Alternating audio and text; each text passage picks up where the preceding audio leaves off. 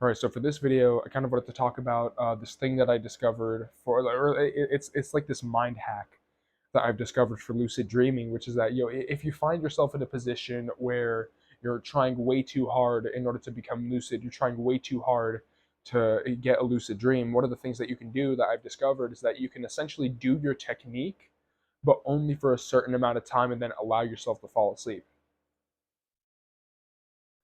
And basically, and for me, what it was is that I would have like a stress ball that I would hold in my hand, and I would focus on my anchor way too hard, and then it would either give me insomnia or I would get distracted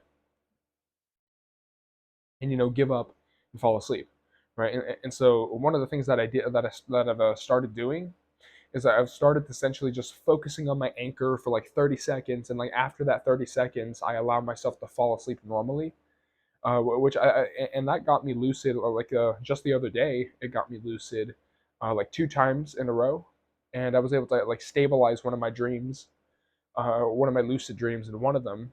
Um, but I just kind of wanted to like talk about that mind hack really quick, because being able to essentially do something to sort of prime or to sort of calibrate your brain and then falling asleep normally, that seems to be the thing that makes a lucid dream technique work. That seems to be like the purpose of a lucid dream technique, is to basically um calibrate the brain and then allow yourself to fall asleep and then automatically just become lucid as a result. And this is something that I've actually observed in in a lot of my previous attempts with that stress ball anchor technique, is that I would just anchor myself. I would start from like this high place of like high awareness, and then I would just allow myself to just black out and fall asleep normally. And I compare it to sort of like a paper airplane, where basically what you're doing is you're essentially it's like lucid dreaming is like a controlled descent, right? It's a thing where you're essentially trying to control, have a controlled loss of awareness, right? Because you need to lose awareness, you need to black out in order to fall asleep anyway, because that's just the basic nature of sleep.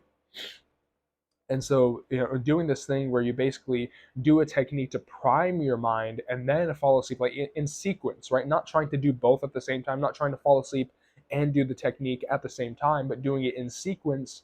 Uh, Especially if you're someone who's like me, who tries way too hard to do the technique, that can be something that really, helps you to get lucid, because chilling the fuck out actually, that's something that I'm working on, but it's something that really is like an important skill for any lucid dreamers, to just be able to chill the fuck out after you've primed your mind. And this is something that you see with mild, which is mnemonic induced lucid dreaming, which is the using future memory to get lucid. I will become lucid in the future, right? That's basically what mild is that way. And the way mild does it is that you visualize yourself becoming lucid, and you set a strong intent to become lucid, and then after you've properly set your intent and you feel, okay, I've set my intent properly, then you allow yourself to fall asleep normally. And it's the same thing with SSILD, which is senses induced lucid dreaming, which is, to simplify it, it's basically you focus on sight, focus on sound, focus on touch, sight, sound, touch, and you do multiple cycles of that. And then after you do the cycles of focusing on sight, sound, touch, focusing on the senses, then you allow yourself to fall asleep normally. And that seems to be the actual sort of purpose of a lucid dream technique, is not to do the technique at the same time as you fall asleep. You're not trying to do both at the same time, is what I'm saying. You're doing a technique to prime or warm up the brain.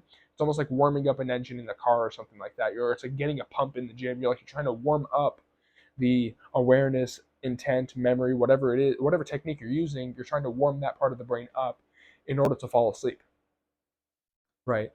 And doing that countdown, I call it like the lucid dream countdown, where you basically do your technique for either for a certain amount of cycles or a certain amount of time, and then allowing yourself to fall asleep normally. Doing that in sequence will help you to get more lucid dreams, and without trying too hard. It'll sort of teach you to chill the fuck out, and it's a really good mind hack to just, okay, I'm going to do this, I'm going to focus on this, focus on the intent, focus on the prospective memory, focus on my anchor. I'm going to focus on it for this amount of time, and then I'm going to fall asleep as quickly as possible, right? And that should help you, especially if you're a try harder like me. You should, where I try way too hard and I keep myself awake sometimes. then that should really help you to sort of learn how to like chill out and just get into that perfect in between state to fall asleep and get lucid. That's the video.